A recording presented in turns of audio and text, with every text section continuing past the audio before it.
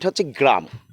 আমার এখানে police permission, Bongaon থানায় আমি পারমিশন করেছিলাম 12টা পর্যন্ত। আমার কাছে লিখিত ডকুমেন্ট আছে, 12টা পর্যন্ত ছিল। ঠিক 12টা 2-এ আমি স্টেজে উঠি।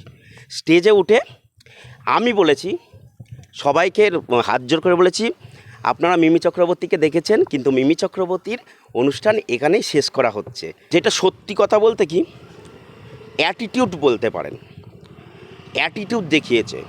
এবং উনি বলছে, পোস্টে লিখেছে যে এইটা যদি আজকে পোস্ট না করি আগামীকাল আমার সাথে এই হতে পারে।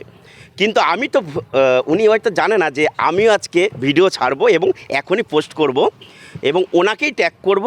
এবং উনি কটার সময় এখানে উঠেছে আর ওনাকে আমি কতটা সম্মানের সাথে সংবর্ধনা দিয়ে আমি বলেছি যে আপনার এখানে মিমি চক্রবর্তী টাইম ওভার হয়ে গেছে। রীতিমতন টাকা নিয়ে এসেছে।